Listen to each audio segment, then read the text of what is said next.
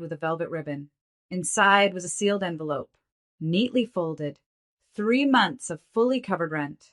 I handed it to my sister with a quiet smile. It wasn't flashy. It wasn't meant to be. Just a small act of relief for her. Someone who'd been struggling, according to every whispered conversation my mother had dropped in my lap over the last few weeks.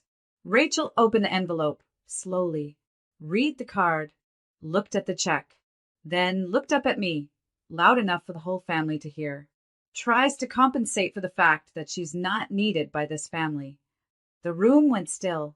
Then someone, I think my cousin, let out a laugh. And then the rest joined in. The kind of laughter that doesn't just sting, it slices. I felt it hit like a slap. But I didn't flinch.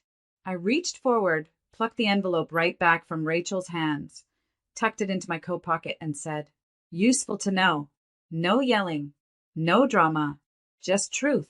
10 minutes later, I was walking toward the door when I heard someone say, "Wait, Emily, seriously, don't be like that." Then another voice, my mother's. "Emily, please, just come back.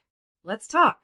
By the time I shut the front door behind me, the whole house was shouting, "Please listen to US." But I didn't, because for once I was listening to myself. My name is Emily Carter, and from wherever you're watching this video, stay with me. Because the night they laughed at my kindness was the same night they stopped laughing altogether. I've always been the dependable one, not the loudest, not the favorite, just the one everyone could count on. When Rachel totaled her car in college, I co-signed the loan for the new one. When Dad's small business hit a rough patch, I quietly wired money from my savings. When Mom needed help planning Grandma's funeral, I took unpaid leave to arrange everything. No one asked if I could afford it. No one checked to see how I was doing. They just assumed I'd handle it, because that's what I'd always done. The invisible daughter, the steady hand. I didn't give to be noticed, at least that's what I told myself. I gave because it felt like love. Like maybe, just maybe, if I kept showing up, they'd finally see me as more than the fallback plan. Rachel, on the other hand, was the sparkle. She always had a flair for making scenes. Failed classes? It was the professor's fault. Broken friendships? They were jealous. Every family event revolved around her. Her job drama, her on and off boyfriend, her endless crises. Mom called it personality. I called it convenient. Because no matter how much mess Rachel created, someone else always cleaned it up. Usually me. And still, I thought this year might be different. She'd been late on rent 3 times, Mom said. Behind on utilities. She was trying, but work had been slow. So I did what I always did, quietly made things easier. 3 months of covered rent. No fanfare, just a gesture of support. And she took it, held it in front of everyone, and mocked me. She's not needed. Like kindness was embarrassing. Like being dependable was pitiful. Like the worst thing a woman could be was useful. I watched them all laugh. My mother.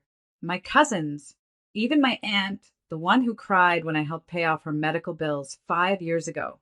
In that moment, I wasn't humiliated. I was done. Because when someone shows you what your presence means to them, believe them. And when they laugh at the version of you that's always carried their weight, you don't argue. You put it down. For good. After I walked out of that house, I didn't cry. Not in the car. Not when I got home. Not even the next morning when I opened my email to a long message from my mother titled, "Let's not overreact." I read every word. Rachel was just being playful. You know how sarcastic she is. We all appreciate you, even if we don't always say it. Every line was a masterclass in deflection. Not once did she acknowledge what happened. Not once did she ask how I felt. It was damage control. Rehearsed. Hollow. I didn't reply. Instead, I opened my bank app, and I started pulling plugs. First, the automatic payment for Rachel's car insurance. She hadn't even known I was covering it. Mom had quietly asked me to help her get on her feet months ago. Canceled. Next, the savings account I set up for Dad's side business, the one where I was the only one contributing. Closed. Then, the shared family Netflix and Spotify plans I was managing. Small things, but symbolic. Gone. I wasn't angry. I wasn't out for revenge. I just realized I was done volunteering for a family that didn't even see me as a person, just a resource. Over the next few days, the silence got louder. Rachel didn't reach out. Not once. No apology, no explanation, no accountability. That didn't surprise me. What did surprise me was how free I felt. The absence of obligation. The way my calendar felt suddenly lighter, my evenings longer. I cooked for myself, took walks, slept better. I kept waiting for the guilt to creep in, the pull to make things right. But it didn't come. Instead, I found myself breathing, really breathing, for the first time in years. Then, 5 days after Christmas, the text started. Emily, have you been paying Rachel's insurance? Hey, why isn't the card working for the business account? Did you cancel Netflix? I didn't answer any of them. I wasn't being petty. I was being clear. Because people like that, the ones who never say thank you, who joke about your generosity like it's pathetic, they don't understand boundaries unless you draw them in permanent ink. I had drawn mine. Thick, sharp, uncrossable. And for the first time, they were starting to realize I hadn't just taken back a gift. I had taken back me. You know, what happens when you stop feeding a system that runs on your silence? It starts to starve. At first, they don't notice. It's a missed payment here, a forgotten login there. Small things, inconveniences, but then the gaps widen. And when you've been the glue, the quiet engine behind the scenes, your absence starts to echo. I didn't post a dramatic announcement. No cryptic Instagram quote about boundaries or healing. No long emails saying, I'm done. Because I wasn't giving them anything else to hold on to, not even closure. I just stopped.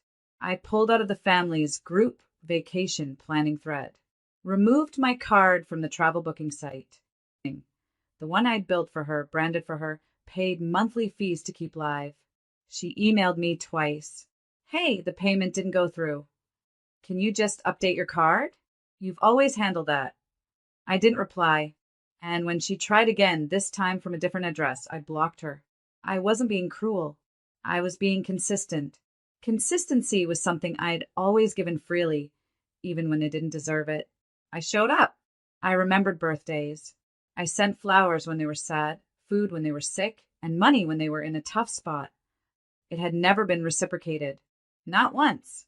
The Christmas before this one, I paid for the entire dinner, catered. Rachel had shown up 3 hours late, snapped a selfie in front of the tree I decorated, and left before dessert. No one thanked me. No one even noticed when I stayed behind afterward to clean alone. This time they noticed everything. I heard from my cousin Mia that the group business account was locked. I had removed myself as co-owner. Apparently, the legal paperwork I'd filed months earlier had just taken effect. I was no longer financially tied to any of them. Mom tried calling, twice in one day. I didn't pick up. Then she sent a message. Emily, I don't understand what you're doing. We're family. Can't we move on from one awkward moment? One awkward moment? That wasn't awkward. That was betrayal with a bow on top. They humiliated me when I offered help, not because they misunderstood me, but because my usefulness threatened their egos. They were comfortable with me giving, as long as I stayed small while doing it. Now, I was stepping out of the background, and they hated that more than they ever appreciated the help. So I let the silence grow. I let them squirm. I let the weight they used to toss on me fall squarely back into their own hands. And I didn't say a single word, because some messages don't need to be sent. They're felt. The funny thing about people who take you for granted, they don't realize what you do until it stops being done. 10 minutes after I left that Christmas gathering, I imagine it still smelled like ham and cinnamon, still looked festive, still sparkled under the tree I helped decorate. But the mood? It shifted. My cousin Mia called me the next day to check in. She's the only one who ever saw through Rachel's nonsense, quietly, never out loud.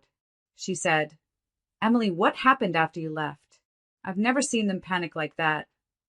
Apparently, someone finally opened the family Venmo account to confirm the vacation deposit, only to find the balance at zero, because I'd pulled my share and locked them out.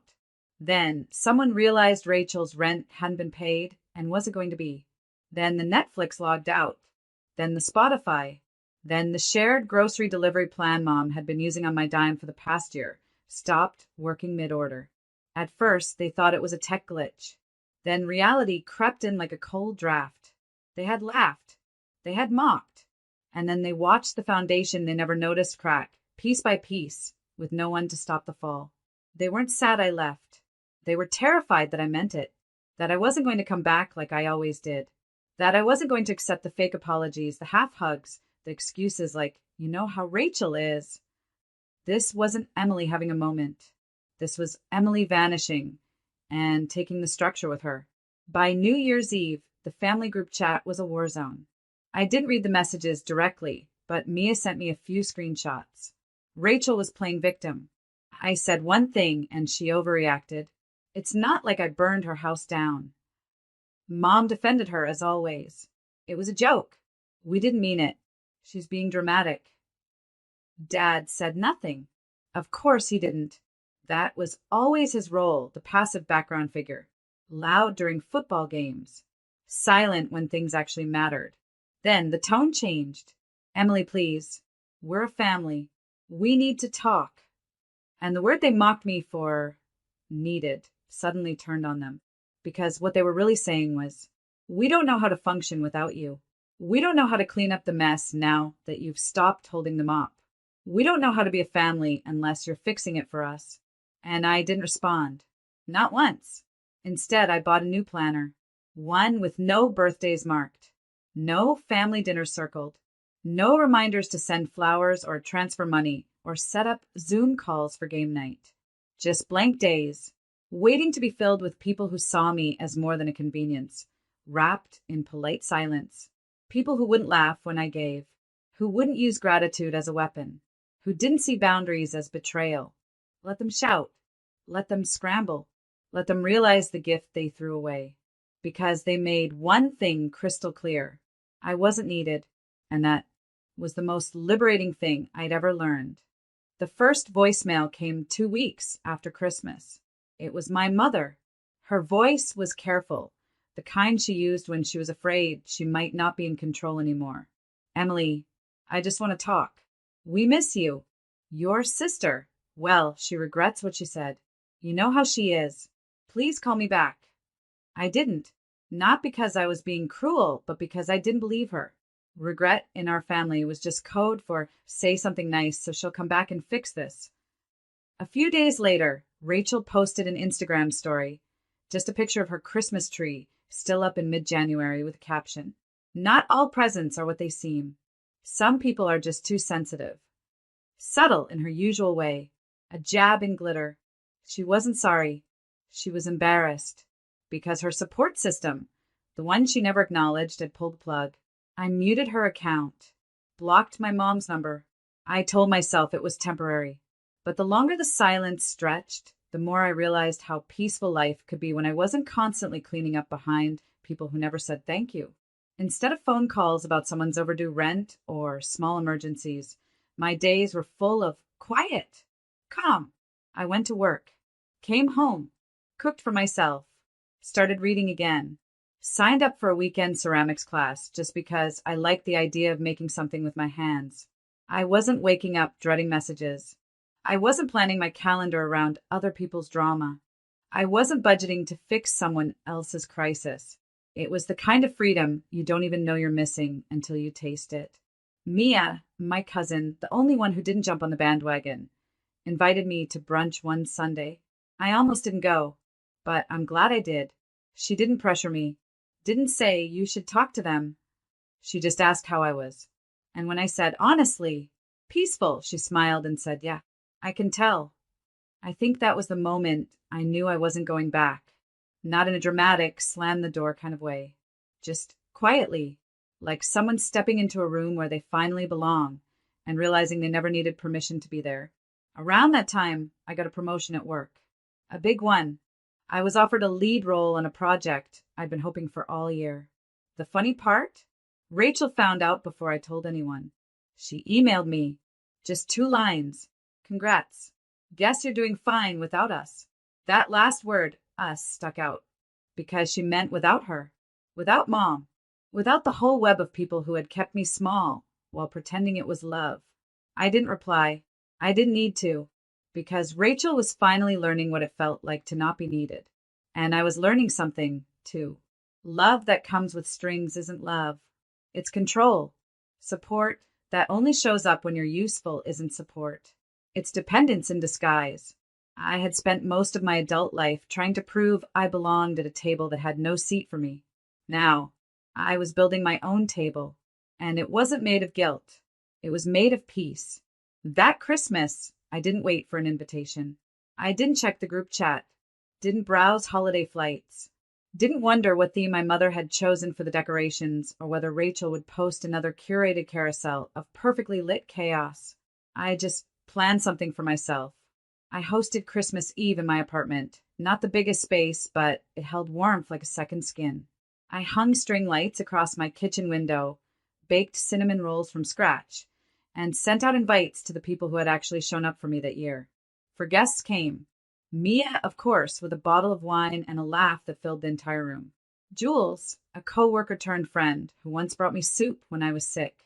Nina and Leah, a couple I'd met at my ceramics class, who'd never once made me feel like a third wheel, just a welcome human. There were no cameras, no passive-aggressive jabs over the mashed potatoes, no competition for who gave the best gift. Just joy, chosen joy, the kind you can feel humming beneath a quiet dinner table. At one point, Jules raised her glass. To Emily, she said, for showing us what peace really looks like. I didn't know how to respond, because for so long I had been the one in the background, organizing, fixing, giving, not the one being toasted. I didn't want to cry, but I did, just a little, not from sadness, from arrival. I had landed somewhere real. That night, after everyone left and the dishes were done, I sat by the window with a blanket and a mug of peppermint tea. Outside, the city moved like it always did. Lights blinking, cars passing, laughter rising up from a nearby bar. I didn't miss my family, not even a little. And that was a truth I never thought I'd be able to say without guilt. I used to think peace came after forgiveness, that I had to go back, explain myself, smooth things over, convince them to see my worth. But peace had nothing to do with them. It came the moment I stopped waiting for them to change. I checked my phone once before bed. One missed call, my mother. No voicemail, just the timestamp. I turned off my phone. No part of me wanted to hear her voice. Not anymore, because silence isn't always absence. Sometimes it's protection. Sometimes it's love for yourself. The next morning, Christmas Day, I woke up to sunlight through my blinds and no expectations pulling me out of bed. I made breakfast, read a book, wrote in my journal, and for the first time in years, I didn't feel like I had to prove anything to anyone, because the greatest gift I gave myself that holiday was space. And in that space, I found everything I'd ever wanted. Not perfection, not applause, just peace. It's strange how one sentence can stay with you. She's not needed by this family. Rachel said it like a joke, like it was funny how I kept trying to matter. And maybe it was to them. Maybe my kindness, my effort, my loyalty was just background noise in a house that only heard what it wanted. But that sentence, it never left me. At first it stung. Then it stuck. And eventually it started to sound like freedom.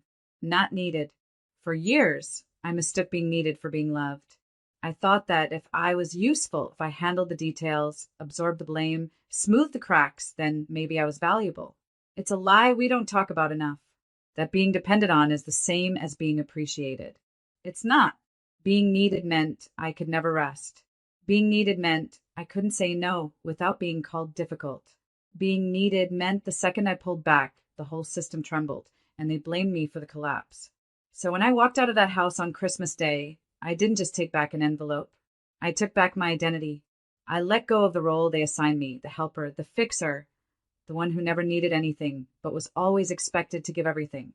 And I stepped into something much more powerful, myself. Now, I wake up in a home where no one expects me to save them. I walk through rooms that don't echo with guilt.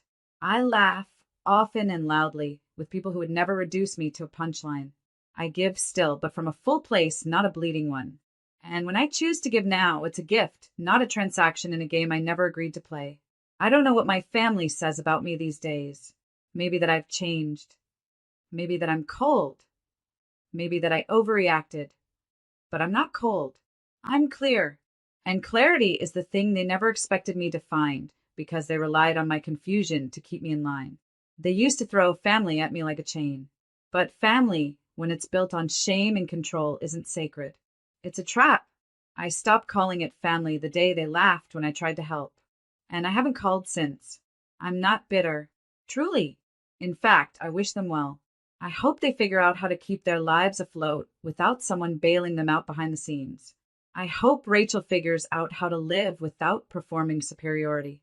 I hope my mother finds out what it feels like to earn forgiveness, not demand it. But none of that is my responsibility anymore, because they were right. I'm not needed, and I don't want to be, because I finally learned. Being needed is the price you pay when people don't know how to love you unconditionally. And being free, that's what happens when you stop buying your seat at a table that was always too small. The last thing I did that year was frame something I wrote in my journal, just 4 lines. It hangs above my desk now. They laughed when I gave. I smiled when I left.